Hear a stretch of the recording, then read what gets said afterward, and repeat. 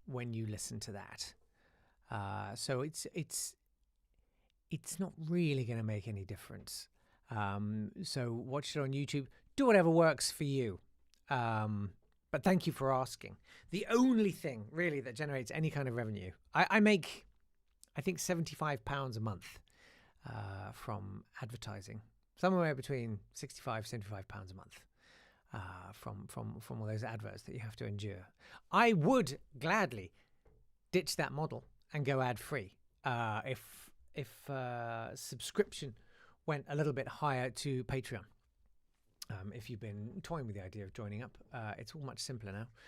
£2 starts at a month, and it makes more of a difference than you can imagine. You would have to listen to, what, I don't know, 20,000, 200,000, I can't work it out. A lot of episodes to match that £2 a month. So if you want to support the podcast, couple of quid a month makes more of a difference than you could possibly imagine. It's patreon.com/nottodaypod. Thank you, Hannah, for asking that. If you don't want to commit to that, you can always PayPal, nottoday@swanburst.com. Okay, that's enough of that, Jacob. All right. It's very unseemly, very un-British.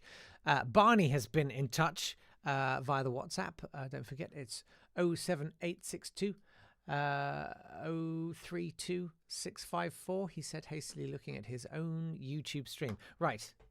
Here he is. Oh, sorry. Hang on. I clipped the beginning of that because I turned the fader down because of Dom's to the Cumster. Here we go. Hi, Jake. It's Hi there. Barney here. Hi, Barney. I've got one possible idea Yeah. for a sort of musical, or rather a sort of song to follow on from Spring Heeled Jack. Yes. And that's sort of like, I was watching Bedknobs and Broomsticks the other day, and that song that you love, The Age of Not Believing, Yeah. which I don't think is one of Sherman Brothers' best tunes or anything, but No. I was thinking you could do a sort of inspiration, a song inspired by that sort of thing, about the journalists who have forgotten what they were doing 25 years ago when they're sort of criticising the BBC for unspeakable corruption. So you can sort of do like, you know, it's their age of no longer hacking dead women's phones and stuff like that, and give it a sort of sugary Sherman twist, and you could sort of make it as part of this London musical to follow on from Spring Heeled Jack. Just an idea. That's a great idea. Thank you for that, Barney. There's another message here. Also, Yeah. you know how your theme tune for the revamped Not Today, thank you, the theme tune is slightly exactly identical to your Vegan Life podcast theme tune. Yes, it is. All right, fine. How about writing lyrics for it and then Okay. getting us, the listeners, to sort of sing it, and then you can mix it into sort of chorus like you did a few months ago for the theme tune about Jaffa Cakes. That was before I was a patron, so I wasn't in on that, but it'd be really great.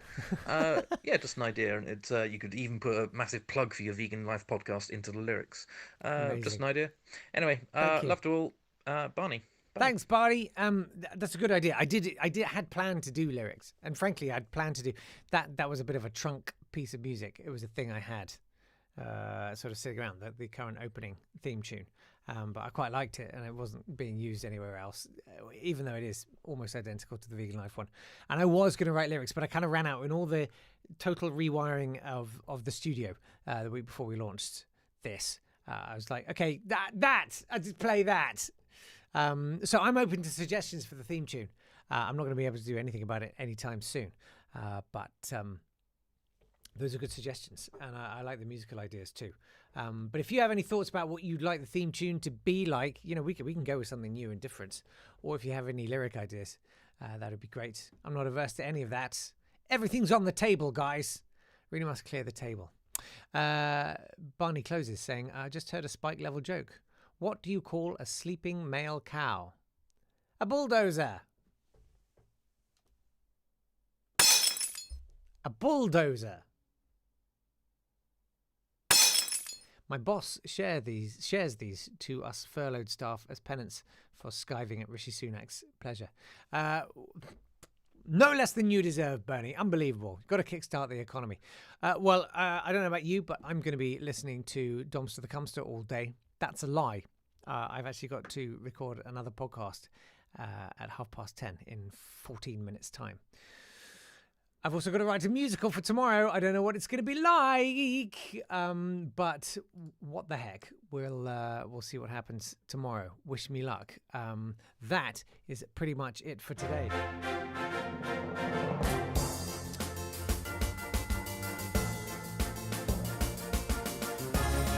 Thank you so much for being here. Pablo wants a rap. Oh, God. You want a rap? Oh, man. We can think about it. Anyway, see you tomorrow.